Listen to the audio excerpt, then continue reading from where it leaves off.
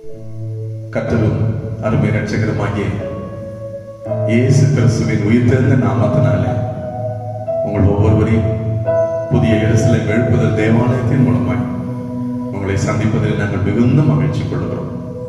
உங்களை மிகுந்த அன்போடு கூட வாழ்த்தி இந்த நிகழ்ச்சிக்கு நாங்கள் வரவேற்கிறோம். கடந்த நாட்களில் நீங்கள் கேட்ட செய்தி மிகுந்த ஆசீர்வாதமாக இருந்ததே என்று நாங்கள் அறிந்து கர்த்தரை நாங்கள் துதிக்கிறோம். இன்றும் ஜெபத்தோடு கூட அவர் சமூகத்துக்கு வாருங்கள். ஆண்டவருடைய வார்த்தை நிச்சயமாகவே உங்களை உயிர்ப்பிக்கும். கண்களை மூடி நாம் ஜெபிப்போமா? நம் மத்தியில் வருகை தந்திருக்கிற நம்முடைய அன்புக்கு மதிப்பிற்குரிய அவர் தேவசுந்தர ஐயா நம்மை ஜெபத்தில் இப்பொழுது வழி நடத்துவார்கள்.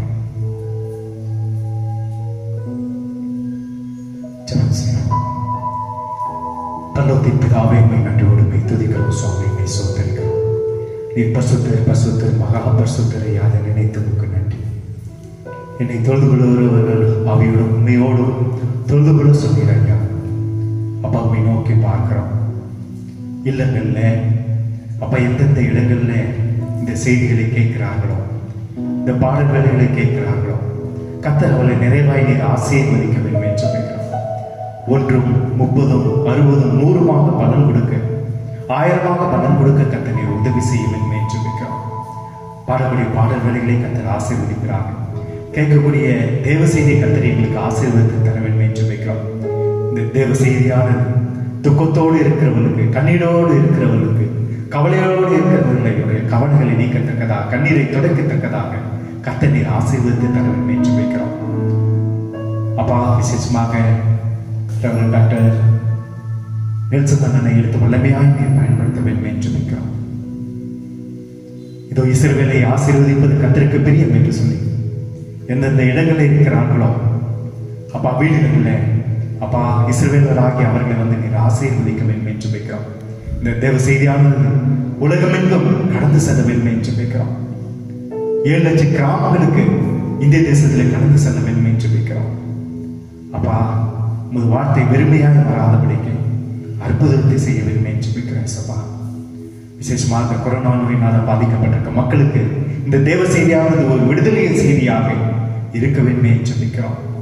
இதை நாங்கள் கேட்டோம், பெற்றுக்கொண்டோம். நீர் மாத்திரம் மகிமைப்பட வேண்டும் என்று வைக்கிறோம். நசனாகிய இயேசு கிறிஸ்துவை ஜெபிக்கிறோம் நல்ல தந்தையே, ஆமென், ஆமென். Thank you master. நம் ஆண்டவரை துதித்து மகிமைப்படுத்தி இஸ்ரவேலே கர்த்தரை நம்பு, இஸ்ரவேலே கர்த்தரை நம்பு, அவரும் துணையும் கேடகமானவர் பாடலை பாடி ஆண்டவருடைய நாமத்தை இப்பொழுது நாம் மகிமைப்படுத்தலாம். வேதம் சொல்லுகிறது, தேவனிடத்தில் விசுவாசமாக இருக்கிறவன் பாக்கியவான் என்று சொல்லி, கர்த்தரை நம்புகிறவன் என்னென்றைக்கும் செழித்திருப்பான் என்று சொல்லி வேதம் சொல்லுகிறது. அந்த ஜீவனோட தேவர்களை நாம் நம்பிக்கை வைக்கிறது என்ற பாடலை நாம் பாடி அவரை பயன்படுத்துவோம்.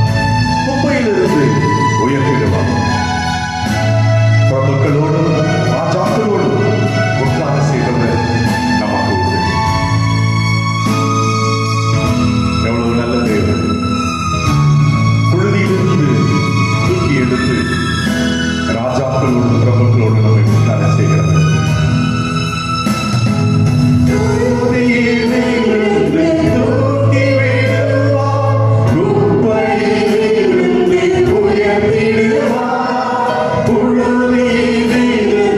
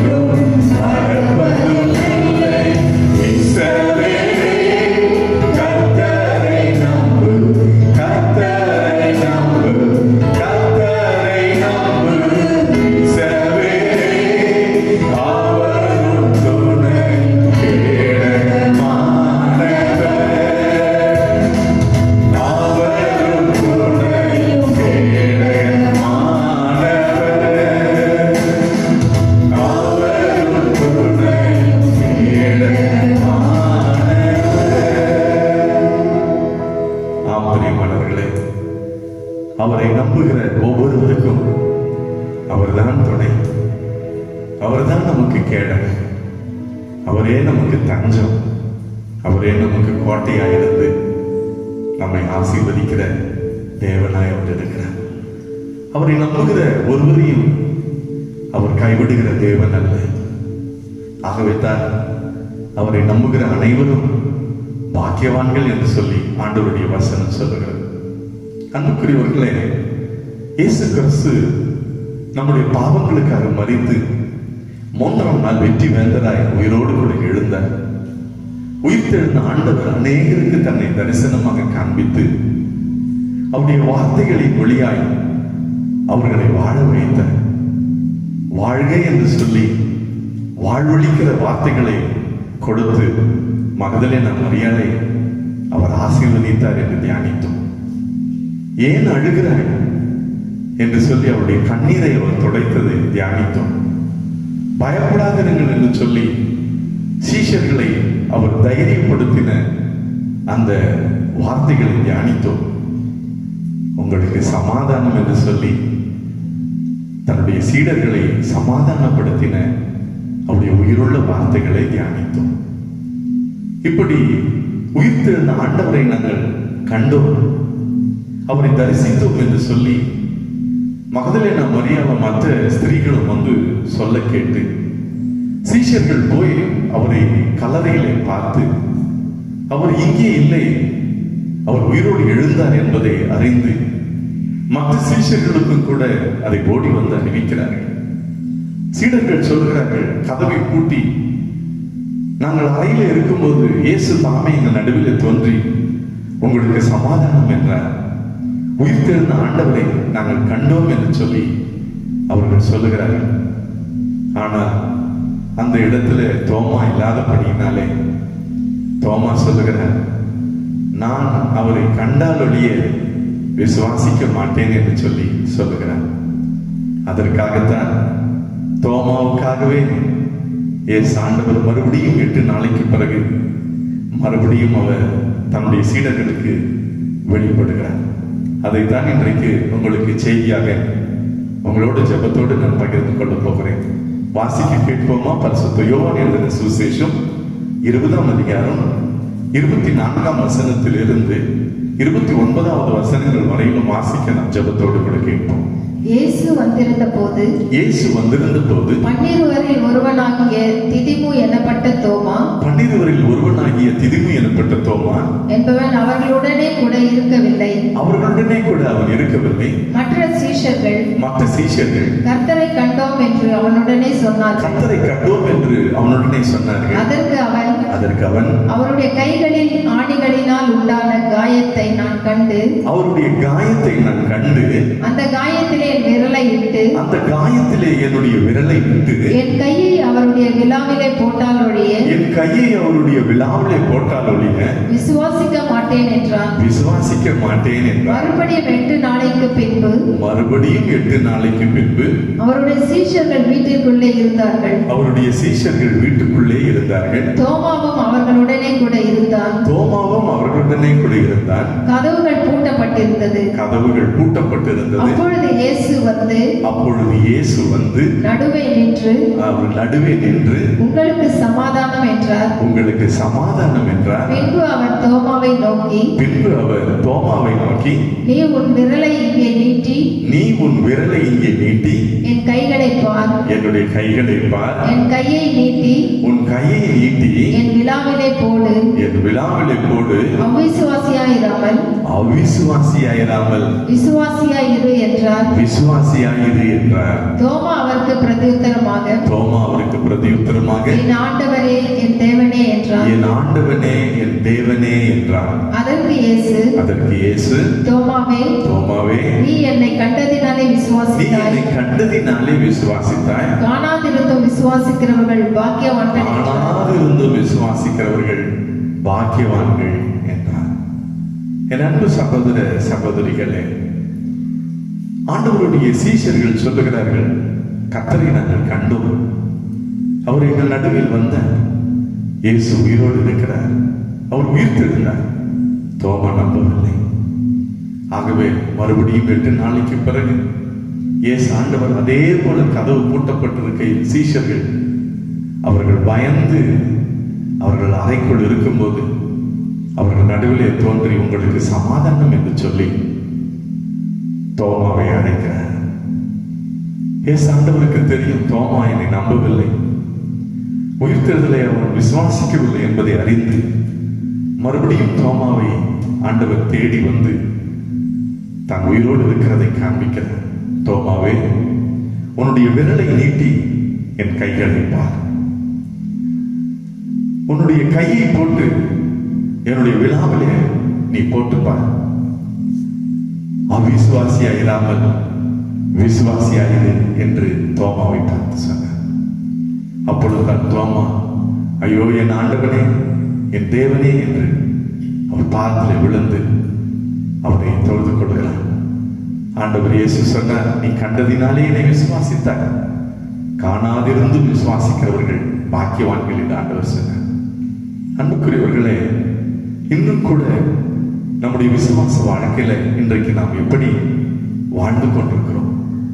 ஆண்டவர் அற்புதம் செய்தால்தான் நான் அவரை நம்புவேன், அவரை உயிரோடு கூட பார்த்தால்தான், அவருடைய காயங்களை கண்டால்தான் நான் அவரை விசுவாசிப்பேன் என்றெல்லாம் இன்றைக்கு நீ எண்ணிக்கொண்டிருக்கிறாயா? கடவுள் ஒருவர் இல்லை, யார் அவரை பார்த்தார்கள்? கடவுள் ஒருவர் இருந்தால் ஏன் இப்படி சம்பவிக்க வேண்டும்? ஏன் என் வாழ்க்கையில் இப்படி இழப்புகள், மரணங்கள், இப்படிப்பட்ட துக்கங்களும் துயரங்களும் வர வேண்டும்? கடவுள் இல்லை என்று சொல்லி தேவனை இன்றைக்கு நம்ப முடியாமல் படி உன் இருதயம் கடினப்பட்டு இருக்கிறதா? உயிர்த்தெழுந்த ஆண்டவர் தோமாவை சந்தித்து அவனுடைய அவிசுவாசத்தை போக்கினவர் இன்றும் கூட இந்த வார்த்தைகளின் வழியாக உன்னோடு கூட பேசி ஆண்டவர் உன்னுடைய அவிசுவாசத்தை மாற்றி உன்னை ஆசீர்வதிக்கிறவராய் இருக்கிறார். அன்புக்குரியவர்களே, விசுவாசம் தேவனை செயல்பட வைக்கிறதா இருக்கிறது, அவிசுவாசம் பிசாசை செயல்பட வைக்கிறதா இருக்கிறது. நீ தேவனை விசுவாசிக்கும் போது அது உனக்கு அப்படியே ஆமாம். ஆனால் அவிசுவாசமான வார்த்தைகளை பேசும்போது அங்கே சாத்தான் செயல்படுகிறவனாய் அவன் இருக்கிறான். இயேசு இந்த உலகத்தில் வாழ்ந்தபோது விசுவாசம் உள்ளவர்களை அநேகரை அவர் பாராட்டி அவர்களை சாட்சியாக மக்களுக்கு அவர் பிரசங்கித்தார். அதிலே ஒன்று, முதலாவது லூக்கா எழுதின சுவிசேஷம் 7ஆம் அதிகாரம் 9வது வசனம். இயேசு இவைகளை கேட்டு அவனை குறித்து ஆச்சரியப்பட்டு திரும்பி தமக்கு பின் செல்லுகிற திரளான ஜனங்களை நோக்கி இஸ்ரவேலருக்குள்ளும் நான் இப்படிப்பட்ட விசுவாசத்தை காணவில்லை என்று உங்களுக்கு சொல்லுகிறேன் என்று அந்த 100க்கு அதிபதியினுடைய விசுவாசத்தை இயேசு ஆண்டவர் அங்கே பாராட்டினார். மத்தேயு எழுதின சுவிசேஷம் 15ஆம் அதிகாரம் 28வது வசனத்தை வாசித்து பாருங்கள். இயேசு அவளுக்கு பிரதியுத்தரமாக ஸ்திரீயே, உன் விசுவாசம் பெரிது, நீ விரும்புகிறபடி உனக்காக கடவுது என்று சொல்லி கானானிய ஸ்திரீயினுடைய மகளை ஆண்டவர் குணமாக்குறார். அந்நேரமே அவள் மகள் ஆரோக்கியமாகிறாள் என்று சொல்லி ஆண்டவருடைய வார்த்தை பாருங்கள். அவருடைய விசுவாசத்தை கனப்படுத்தி, ஸ்திரியே உன் விசுவாசம் பெரிது என்று சொல்லி அங்கே அவருடைய மகளை குணமாக்குகிறவராய் இருக்கிறார். மார்க்கு எழுதின சுவிசேஷம் 5ஆம் அதிகாரம் 34வது வசனத்தை வாசித்து பாருங்கள். அவர் அவளை பார்த்து மகளே, உன் விசுவாசம் உன்னை ரட்சித்தது, நீ சமாதானத்தோடே போய் உன் வேதனை நீங்கி சுகமாயிரு என்றார். விசுவாசத்தோடு கூட பெரும்பாலுள்ள ஸ்திரீ இயேசுவின் வஸ்திரத்தின் ஓரத்தை ஆட்டில் நான் தொடுவேன், அப்போது நான் சுகமாவேன் என்று சொல்லி நம்பிக்கையோடு கூட வந்தார். அதே போல அவருடைய விசுவாசம் அவளை குணமாக்கி ஆண்டவருடைய வல்லமை அவள் விடுதலை ஆக்கிட்டு ஆண்டவர் இயேசு அவள் விசுவாசத்தை பாராட்டினார். அன்புக்குரியவர்களே, அதே சமயம் அவிசுவாசம் உள்ளவர்களையும் இயேசு ஆண்டவர் கடிந்து கொண்டதை வேதத்திலே நாம் பார்க்கிறோம். மத்தேயு சுவிசேஷம் 14ஆம் அதிகாரம் 31வது வசனம். உடனே இயேசு கையை நீட்டி அவனை பிடித்து அற்ப விசுவாசியே ஏன் சந்தேகப்பட்டாய் என்றார். பேதுருவை பார்த்து கடல்ல மூழ்கின போது சூழ்நிலைகளை கண்டு அவன் மூழ்க ஆரம்பித்தான், பயந்தான். ஏசு ஆண்டவர் சொன்னார், அற்ப விசுவாசியே ஏன் சந்தேகப்பட்டாய்? அவனுடைய அவிசுவாசத்தை ஆண்டவர் கடிந்து கொண்டு கரத்தை பிடித்து அங்கே அவன் தூக்கி எடுக்கிறார். மத்தேயு சுவிசேஷம் 8ஆம் அதிகாரம் 26வது வசனத்தை வாசித்து பாருங்கள். இயேசு பிரதியுத்தரமாக விசுவாசம் இல்லாத மாறுபாடான சந்ததியே எதுவரைக்கும் நான் உங்களோடு கூட இருந்து உங்களிடத்தில் பொறுமையா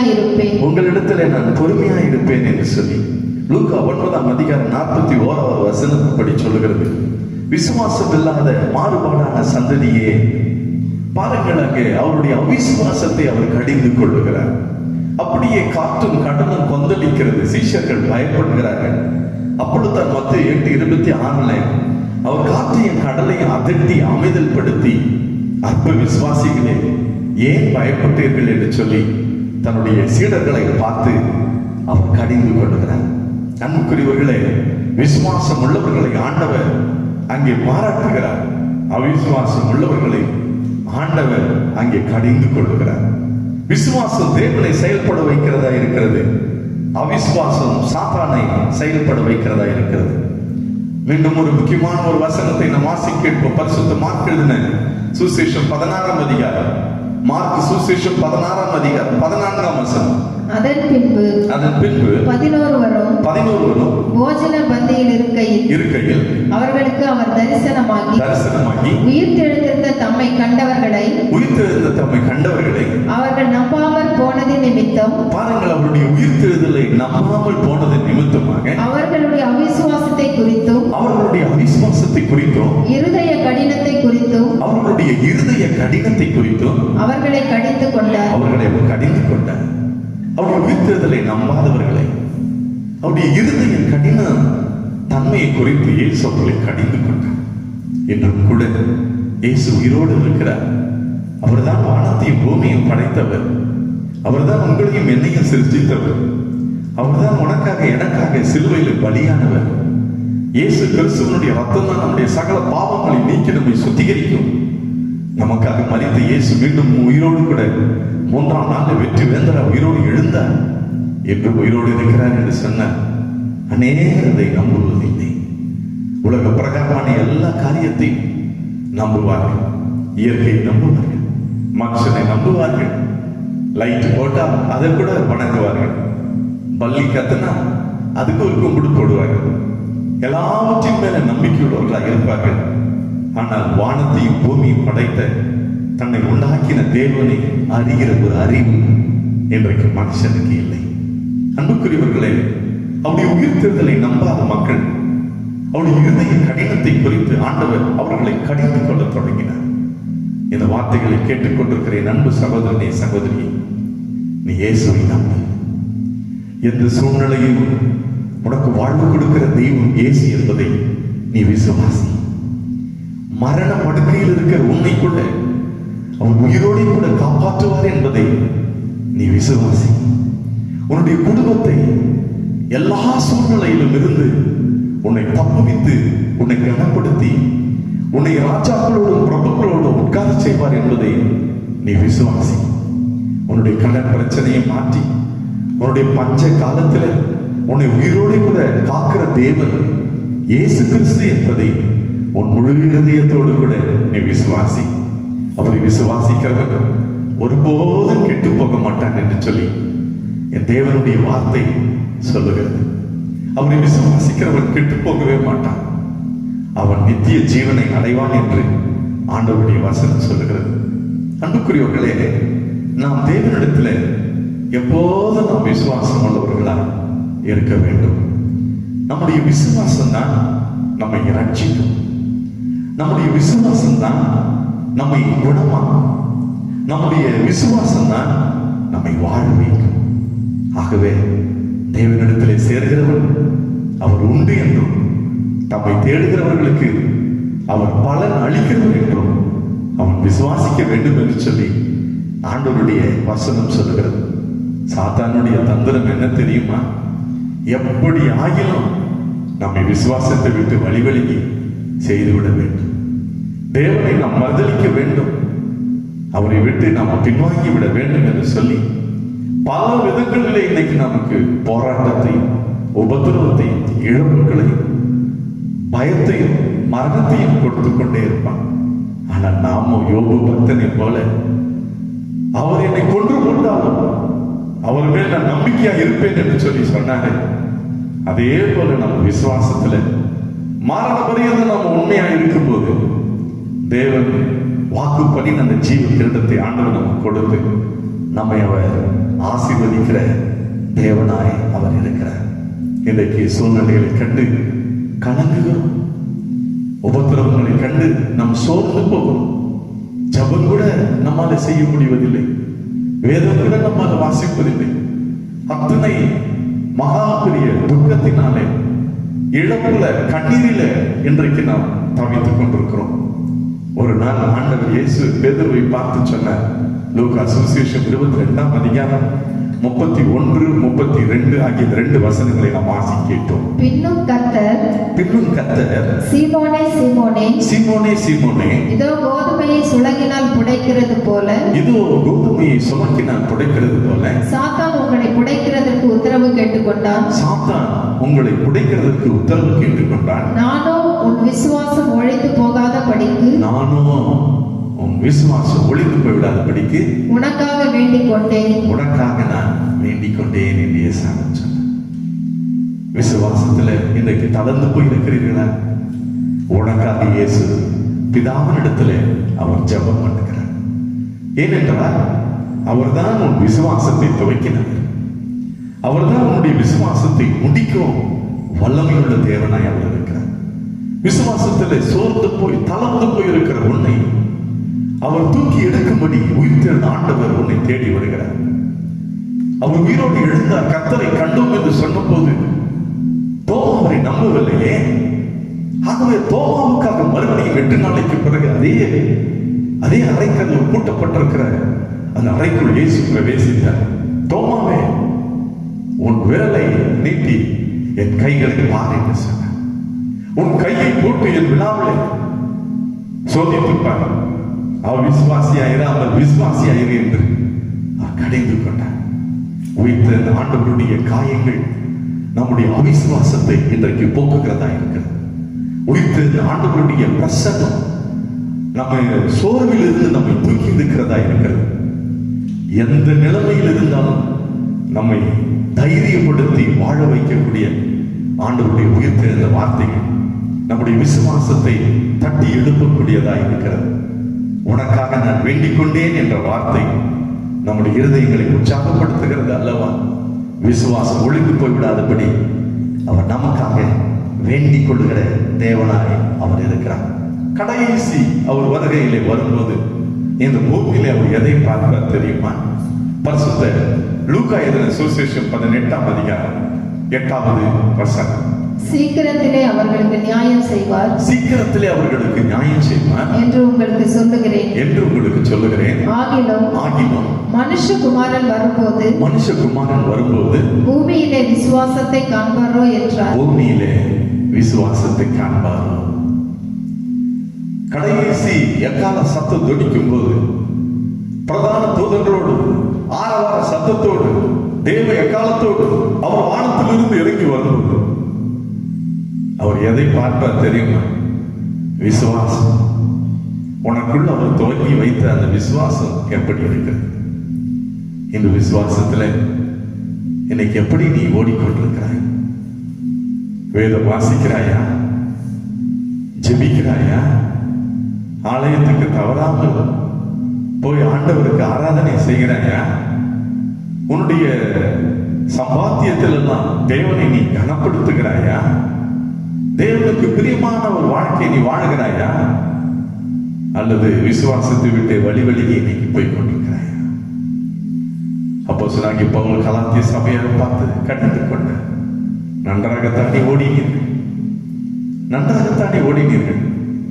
இப்போது சத்தியத்துக்கு விரோதமாய் உங்களை வழிவிலகி போக செய்தவன் யார் என்று கேட்டார். உங்கள் விசுவாச ஓட்டத்தில் நீங்கள் எப்படி ஓடிக்கொண்டிருக்கிறீர்கள்? ஆண்டவரை மறுதலித்து விட்டீர்களா? சோர்ந்து போய்விட்டீர்களா? ஆண்டவரே எனக்கு வேண்டாம், கடவுளே இல்லை என்று சொல்லி உங்களுடைய துக்கத்தை நிமித்தமாய் நீங்கள் இன்றைக்கு பேசிக் கொண்டிருக்கிறீர்களா? உயிர்த்த ஆண்டவர் உங்களை சந்திக்கிறார். பயப்படாதே, விசுவாசம் உள்ளவனாயிரு என்று சொல்லி அன்றைக்கு எவ்வளவு ஜபாலய தலைவனை பார்த்து ஆண்டவர் சொல்லவில்லையா? அவருடைய வீட்டிலிருந்து வந்து விட்டார்கள், உன் மகள் மறித்து விட்டார், இனி போதகரை வருத்தப்படுத்த வேண்டாம், இனி போதகர் வேண்டாம், இனி ஜபம் வேண்டாம், இனி விசுவாசம் வேண்டாம், ஆக வேண்டிய காரியங்களை போய் பார்ப்போம் வா, உன் மகள் மறித்து போனாள் என்று சொல்லி அந்த தகப்பனை அழைத்தார்கள். அது வரையிலும் பேசாதிருந்த ஆண்டவர் இயேசு அப்பொழுது பேச ஆரம்பித்தார். பயப்படாதே, விசுவாசம் உள்ளவனாயிரு என்று சொன்னார். அதே சூழ்நிலையிலே தான் இன்றைக்கு நாம் பாதிக்கப்பட்டு போதகர் வேண்டாம், ஆலயம் வேண்டாம், ஜபம் வேண்டாம், வேதம் வேண்டாம் என்று நீ சோர்ந்து போயிருக்கிறாயா? ஆண்டவருடைய வார்த்தை இன்றைக்கு உன்னை தேடி வருகிறது. பயப்படாதே, விசுவாசம் உள்ளவனாயிரு. பயப்படாதே, விசுவாசம் உள்ளவனாயிரு. உன் மகள் பிழைப்பாள். இனி முடியாது என்று நீ நினைக்கிற காரியத்தில் தேவனால் ஒரு அதிசயத்தை செய்ய முடியும். இனி நடக்காது என்று சொல்லி நீ நினைத்துக் கொண்டிருக்கிற காரியத்தில் என் ஆண்டவராலே ஒரு அற்புதத்தை செய்து உங்களை வாழ வைக்க முடியும். வா, உனக்காக மரித்த இயேசு மற்ற எல்லாவற்றையும் உனக்கு அல்லாது இருப்பது எப்படி என்று வேதம் சொல்கிறது. நீ நினைக்கிறதற்கும் நீ வேண்டிக் கொடுக்கிறதற்கும் மேலாக அதிகமாய் உன்னை ஆசீர்வதிக்கிற கர்த்தர் ஆண்டவர் இயேசு உன்னை அழைக்கிறார். உன்னிடத்திலும் என்னிடத்திலும் அவர் எதிர்பார்க்கிற ஒரே ஒரு காரியம், கர்த்தராய் இருக்கிற இயேசு கிறிஸ்துவை நீ விசுவாசிக்கிறாயா? கர்த்தராய் இருக்கிற இயேசு கிறிஸ்துவை உன் முழு இருதயத்தோடு நீ விசுவாசிக்கிறாயா? அப்பொழுது நீ உங்கள் வீட்டாரும் ரட்சிக்கப்படுகிறீர்கள். கர்த்தராய் இருக்கிற இயேசு கிறிஸ்துவை உன் முழு இருதயத்தோடு நீ விசுவாசித்தார் ஞானஸ்நானம் எடுத்துக்கொள்ள தடையில்லை என்று அன்றைக்கு பிலிப்பு மந்திரிக்கு பிரசங்கித்தார். கர்த்தராய் இருக்கிற இயேசுவை உங்கள் முழு இருதயத்தோடு விசுவாசிங்கள். அப்போது நீங்கள் ஞானஸ்நானம் பெற்று ஆண்டவருடைய ஆசீர்வாதங்களை நீங்கள் பெறுவீர்கள். கர்த்தராய் இருக்கிற இயேசு கிறிஸ்துவை உங்கள் முழு இருதயத்தோடு விசுவாசியுங்கள். அப்போது பாவ மன்னிப்பை பெற்று அந்த நித்திய ஜீவனை, அந்த அழியாத பரலோக வாழ்வை நீங்கள் சுதந்திரிப்பீர்கள். விசுவாசம் உள்ளவனுக்கு எல்லாம் கூடும் என்று சொல்லி ஆண்டவர் சொல்லிவிட்டார். நீ விசுவாசித்த தேவனுடைய மகிமையை காண்பாய்.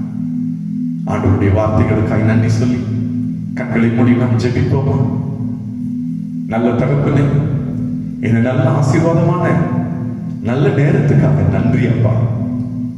தோமாவை பார்த்து அவிசுவாசமாயிராமல் விசுவாசம் உள்ளவனாயிரு என்று சொல்லி ஆண்டவரே சொன்ன அந்த வார்த்தை இன்றைக்கும் எங்கள் இருதயங்களை துணித்துக் கொண்டே இருக்கட்டும். ஆண்டவரே, நாங்கள் நம்முடைய காயங்களை பார்த்தால் ஒழிய, உயிர்த்தெழுந்த ஆண்டவரை நேருக்கு நேராக கண்டு தரிசித்தால் ஒழிய உம்மை நம்ப மாட்டோம் என்று சொல்லி இந்த உலகம், ஆண்டவரே, திருச்சபை நாங்கள் எல்லாரும் நம்பிக்கொண்டிருக்கிறோம். ஆனால் கண்டு விசுவாசிக்கிறவர்களை காணாமல் விசுவாசிக்கிறவர் பாக்கியவான் என்று சொல்லிவிட்டேன். இந்த வானத்தையும் பூமியையும் படைத்த தேவன் நீர் என்பதை நாங்கள் விசுவாசிக்கிறோம். இயேசுவே, உம்மை கொண்டுதான் இந்த உலகம் உண்டாக்கப்பட்டது, உம்மாலே இல்லாமல் இந்த உலகம் உண்டாக்கப்படவில்லை என்பதை நாங்கள் விசுவாசிக்கிறோம். நீர் ஒருவரே எங்கள் பாவங்களுக்காக மரித்து உயிரோடு எழுந்தீர் என்பதை விசுவாசிக்கிறோம். இயேசு கிறிஸ்துவினுடைய ரத்தம் சகல பாவங்களையும் நீக்கி எங்களை சுத்திகரிக்கிறது என்பதை நாங்கள் விசுவாசிக்கிறோம். என்றும் ஆண்டவரே உயிரோடு கூட இருக்கிறீர் என்பதை விசுவாசிக்கிறோம். மறுபடியும் இந்த உலகத்தை நியாயம் தீர்க்க நீர் வருவீர் என்பதை விசுவாசிக்கிறோம். அப்போது மனுஷகுமாரன் விசுவாசத்தை காண்பாரோ என்று எழுதியிருக்கிற அந்த வார்த்தையை நினைக்கிறோம். எங்கள் உள்ளத்திலே விசுவாசத்தை துவக்கி வைத்த தெய்வமே, அந்த விசுவாசம் எங்கள் வாழ்க்கையில கொழுந்து விட்டு எரியட்டும். மரண வரை என்று நாங்கள் நாங்கள் ஆண்டவரை விசுவாசத்தில் உமக்கு உண்மையாய் உறுதியாய் நாங்கள் நிலைநிற்க எங்களுக்கு கிருபை பாராட்டும்படியாய் ஜெபிக்கிறோம். அப்போது அந்த ஜீவ கிரீடத்தை நாங்கள் பெறுவோமே, நித்திய ஜீவனை நாங்கள் ஆண்டவரை பெற்றுக்கொள்வோமே. ஆண்டவரே, எங்கள் விசுவாசத்தை பலப்படுத்துங்க ராஜா, எங்களுடைய விசுவாசத்தை வர்த்திக்க பண்ணுங்க ராஜா. எங்கள் அவிசுவாசம் நீங்க ஆண்டவரே எங்களுக்கு கிருபை பாராட்டும்படியாக சொல்லி என்றும் இந்த வார்த்தைகளை கேட்டுக்கொண்டிருக்கிற ஒவ்வொரு சகோதர சகோதரிகளை கர்த்தர் ஆண்டவரே தொட்டு அவர்களை ஆசீர்வதிங்க அப்பா. பயப்படாதே, விசுவாசம் உள்ளவனாயிரு. பயப்படாதே, விசுவாசம் உள்ளவளாயிரு. உன் மகள் பிழைப்பாள் என்ற அந்த நம்பிக்கையின் வார்த்தையை சொல்லி ஆண்டவரே தைரியம் அளிக்கிறபடி வார்த்தைகளை சொல்லி ஒவ்வொரு ஆண்டவரை உள்ளங்களை உயிர்ப்பிக்கும்படியாக நாங்கள் ஜெபிக்கிறோம். ஒவ்வொரு வீடுகளுக்கு சமாதானம் உண்டாகட்டும், ஒவ்வொரு வீடுகளுக்கு ரட்சிப்பு உண்டாகட்டும், ஒவ்வொரு வீடுகளிலே ஆண்டவரை சந்தோஷமும் மகிழ்ச்சியும் காணப்படட்டும். இழந்து போன அத்தனை ஆசீர்வாதங்களையும் உங்களுடைய குமாரனாகிய இயேசுவின் வழியாக அவர்கள் திரும்ப பெறட்டும். என்றும் நீர் ஜீவிக்கிறீர்கள் என்பதை உங்களுடைய அற்புதங்கள் அதிசயங்கள் வாயிலாக அவள் காணட்டும். பிதா குமாரன் பரிசுத்தாவின் நாமத்தினாலே மனதார உடைய ஊழியனாய் அவர்களை வாழ்த்தி ஆசீர்வதிக்கிறேன். ஜெபத்தோடு நீர் கொடுத்த வார்த்தைகளை உடைய பிள்ளைகளுக்கு அறிவித்திருக்கிறேன். 100 மடங்காய் இந்த வார்த்தை கிரீசி அது வெறுமையாய் திரும்ப வராது என்பதை நாங்கள் அறிந்திருக்கிறோம். ஒவ்வொருவருடைய வாழ்வில் அற்புதங்களையும் அதிசயங்களையும் காண உமக்கே துதி கன மகிமை எல்லாவற்றையும் நாங்கள் செலுத்துகிறோம். இயேசு ராஜாவின் மூலம் ஜெபிக்கிறோம் ஜீவனுள்ள நல்ல பிதாவே, ஆமென் ஆமென். சேர்ந்து சொல்லுவோம், என் ஆத்துமாவே கர்த்தரை ஸ்தோத்திரி, என் முழு உள்ளமே அவருடைய பரிசுத்த நாமத்தை ஸ்தோத்திரி. என் ஆத்துமாவே கர்த்தரை ஸ்தோத்திரி, கர்த்தர் செய்த சகல உபகாரங்களையும் மறவாதே. ஆமென். அருமை ஆண்டவராகிய இயேசு கிறிஸ்துவின் கிருபையும் பிதாவாகிய தேவனுடைய அன்பும் பரிசுத்த ஆவியானுடைய அந்நியோடும் ஐக்கியத்தில் பாதுகாப்பு நம் அனைவரோடும் இன்று பெற்றும் சதா காலங்களும் தங்கியிருந்து கர்த்தர் தாமே நம்மை ஆசீர்வதித்து காப்பாராக. ஆமென் ஆமென். God bless you. God bless you.